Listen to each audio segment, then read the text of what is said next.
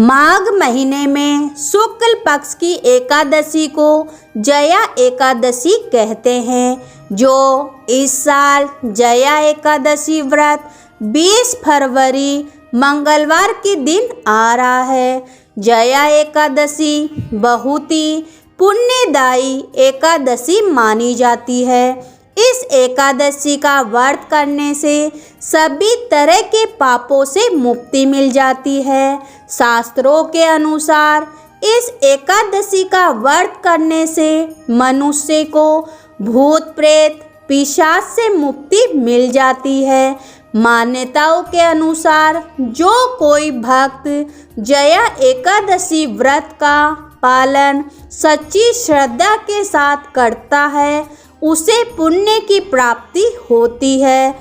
इस दिन भगवान विष्णु जी का पूजन करने से दोषों से मुक्ति मिल जाती है। साथ ही इस दिन पूजा के दौरान जया एकादशी व्रत की कथा पढ़ने से सौभाग्य की प्राप्ति होती है। अब है जया एकादशी की व्रत कथा। पौराणिक कथाओं के अनुसार जब धर्मराज युधिष्ठिर ने भगवान श्री कृष्ण जी से पूछा कि माघ मास की एकादशी का क्या महात्म्य है, तो भगवान श्री कृष्ण जी कहते हैं कि इसका नाम जया एकादशी है। इस एकादशी पर व्रत करने से मनुष्य को भूत पिशाच की योनि का भय नहीं रह जाता है। इसी विषय में कथा सुनाते हुए भगवान श्री कृष्ण जी कहते हैं कि एक बार नंदनवन में उत्सव चल रहा था। इस उत्सव में सभी देवतागण, सिद्ध संत और दिव्य पुरुष उपस्थित थे। इस उत्सव कार्यक्रम में गंधर्व गायन कर रहे थे एवं गंधर्व कन्याएं नृत्य कर रही थी। उसी समय नृत्यांगना पुष्पवती सभा में गायन करके माल्यवान नाम के गंधर्व पर मोहित हो गई और अपने प्रबल आकर्षण के कारण वह सभा की मर्यादा को भूल गई और इस प्रकार नृत्य करने लगी कि माल्यवान उसकी ओर आकर्षित हो जाए। माल्यवान भी उसकी ओर आकर्षित हुए बिना न रह सका। परिणामवश वह अपनी सुध-बुध खो बैठा और सुर ताल भूल गया, जिसके कारण वह गायन की मर्यादा से भटक गया। इन दोनों की इस अपकर्म से देवराज इंद्र को क्रोध आ गया। उन्होंने दोनों को श्राप दिया कि वे स्वर्ग से वंचित हो जाए और पृथ्वी पर अति नीच पिशाच योनि को प्राप्त हो। श्राप के प्रभाव से दोनों पिशाच बन गए और हिमालय पर्वत पर एक वृक्ष पर अत्यंत कष्ट भोगते हुए रहने लगे। एक दिन दोनों अत्यंत दुखी थे, जिसके चलते उन्होंने सिर्फ फलाहार किया और उसी रात्रि ठंड के कारण उन दोनों की मृत्यु हो गई। संयोग से उस दिन माघ शुक्ल पक्ष की एकादशी तिथि थी। इस प्रकार से अनजाने में जया एकादशी का व्रत हो जाने के कारण दोनों को पिशाच योनि से मुक्ति प्राप्त हो गई, जिसके बाद वे पहले से भी अधिक सौंदर्यवान हुए और पुनः स्वर्ग लोक में स्थान प्राप्त हुआ।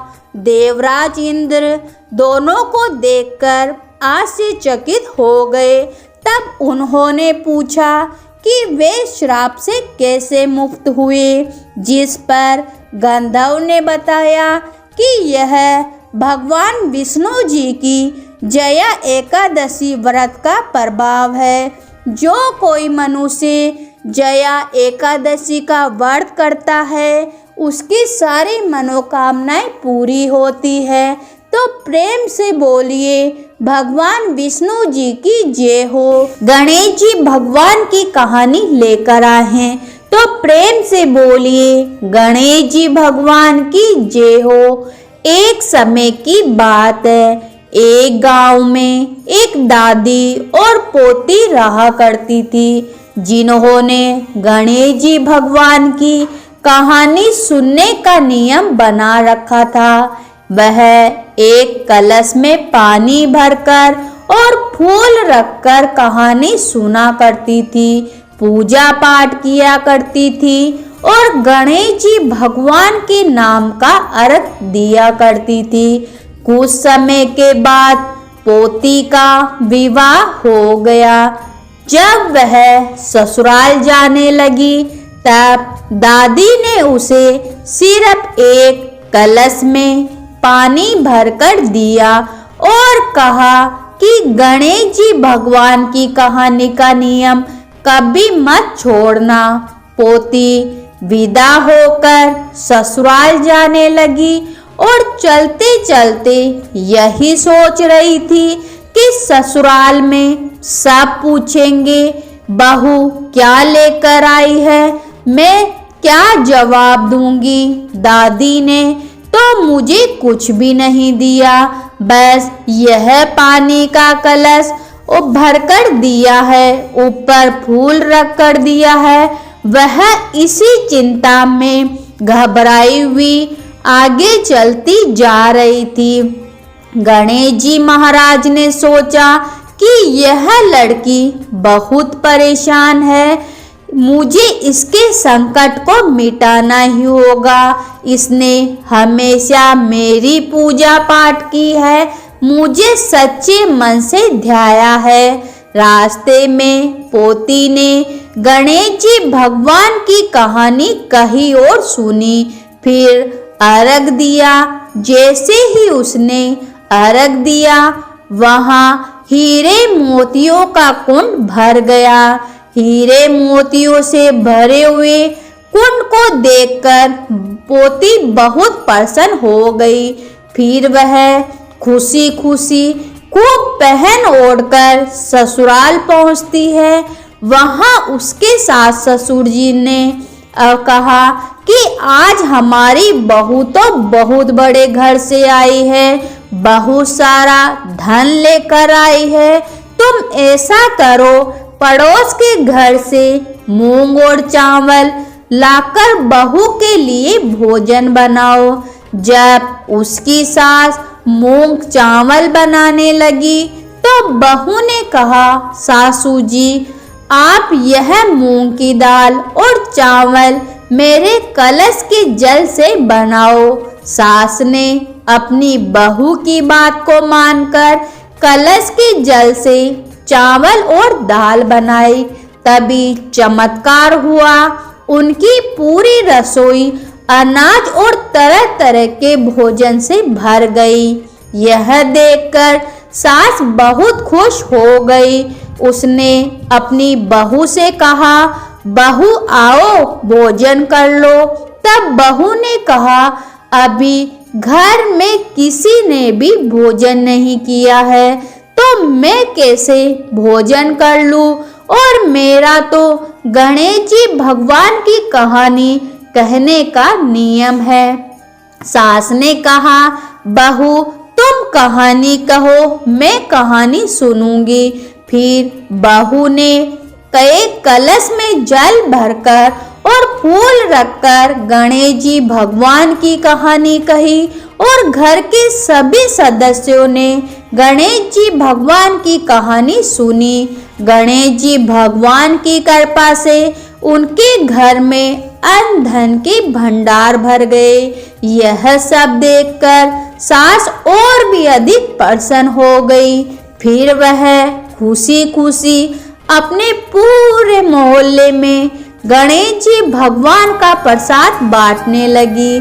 तब उसकी पड़ोसन ने कहा, अभी अभी तो तुम मूंग चावल उधार लेकर गई थी, अपनी ही जल्दी इतना सारा धन कहाँ से लेकर आई हो। तब उसकी सास बोली कि मेरी बहू हर रोज गणेश जी भगवान की कहानी कहती है, यह उसी का फल है।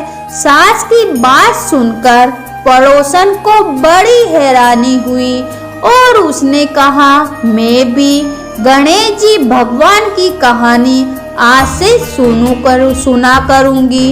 अब पड़ोसन भी नित नियम से गणेश जी भगवान की कहानी सुनने लगी।